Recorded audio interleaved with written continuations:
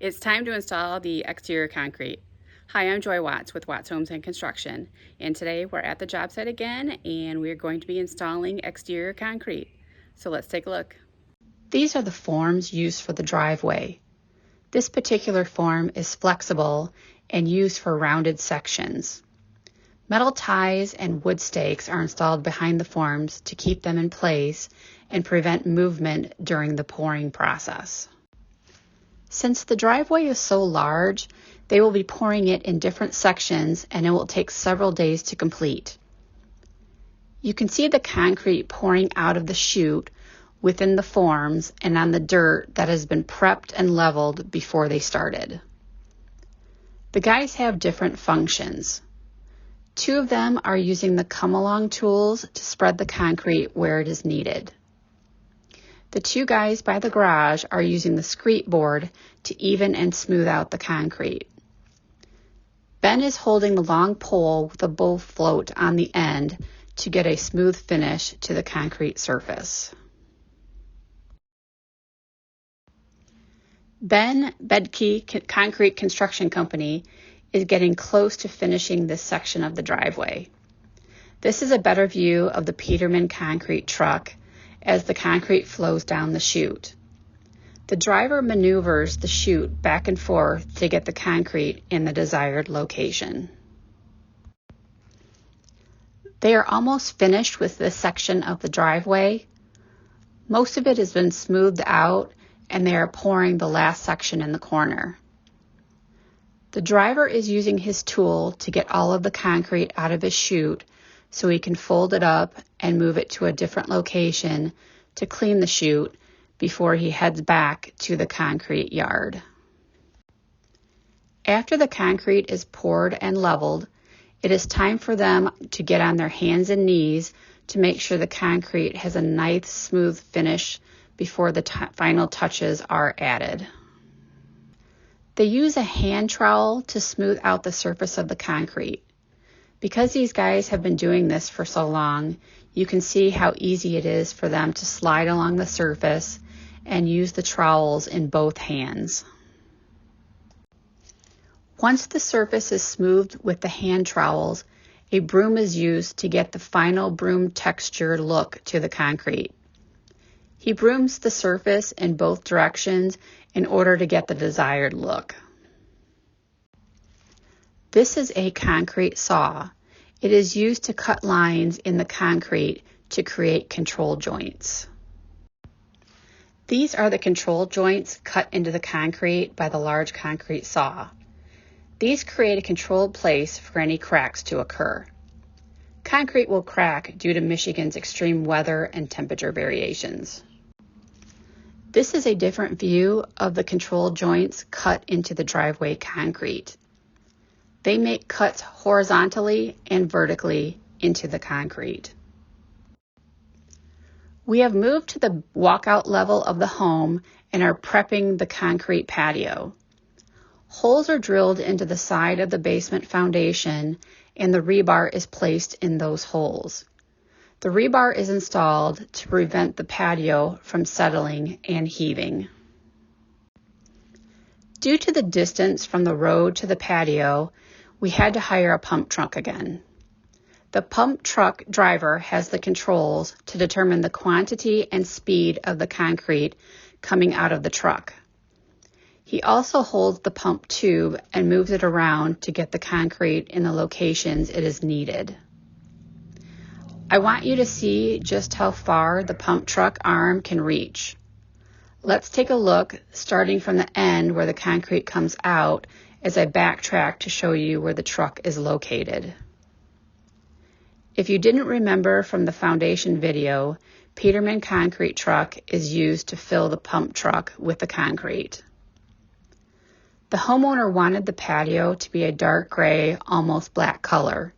The coloring was added back at the concrete yard when they filled the concrete truck.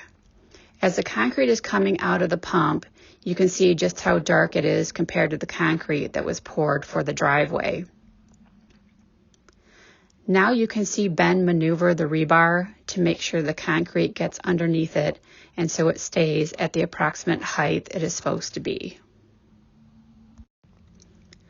Now that the concrete is poured next to the foundation, Ben uses his trowel to smooth out that section of the concrete and make sure the space is filled in with no large pockets of air. You may have noticed the blue line along the foundation. That is a chalk line they installed prior to pouring, so they know the exact height of the concrete and to make sure the top is level. While Ben is smoothing out the concrete along the foundation, the other guys are using the come-along tools to spread the concrete around so they have enough where it is needed. This is a better look of Ben smoothing out the concrete by the foundation. You can see how he is trying to get it as close to the blue chalk line as possible so the patio will be level.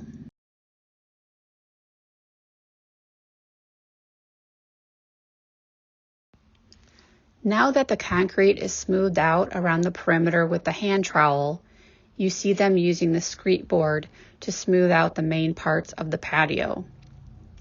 As the screed board is being used, they also use the hand trowel and come-along tools to fill in any low areas or areas that need additional concrete. The screed board makes the surface of the patio so much smoother, and you can see how quickly they can move it along the surface before they have to stop and smooth out additional areas around the perimeter and move to the next section. Just like the driveway, Ben uses the bull float at the end of the pole to smooth out the surface of the patio even more than the screed board was able to accomplish. He keeps sliding the bull float back and forth along the surface of the entire patio until he is satisfied with the result. This is what the patio looks like after it has been poured, screeded, and floated.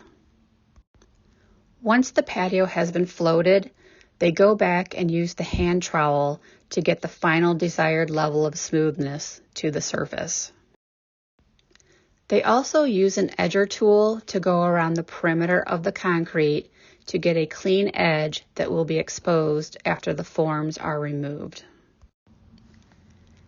This is the stamp they will use to create the stamped concrete look to the patio. There are several different patterns or designs of stamps available, and this particular design is what the homeowner chose. The stamp is a heavy-duty rubber that is about 3/4 of an inch thick. This is what the back side looks like. It has handles for them to grab to set the stamp in place and then move the stamp from one location to the next. Here you can see the stamps come in several different sizes in order to match the pattern and create the desired look. It is now time to stamp the concrete. Here you can see Ben has placed several stamps on top of the concrete and is ready to place the next stamp. You can see how easily they line up with each other to get the desired look. Once the stamp is in place, they use the stamping tool to make sure the design is pressed into the concrete surface.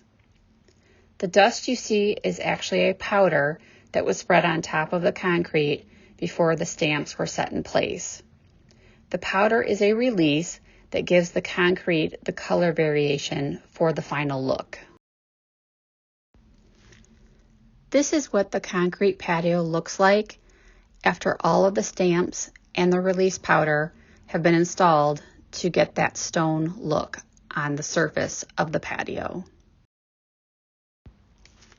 This is what the concrete looks like after they have poured it with the colored concrete, put the release on it to get the color variation before installing the stamps, stamping the concrete, and this has also been sealed. You can see how it has a gloss sheen to the surface. The sealing really helps bring out the color variation to the concrete. All of the exterior concrete is installed. Thanks for watching. Make sure to subscribe to our YouTube channel and check out our website. See you next time.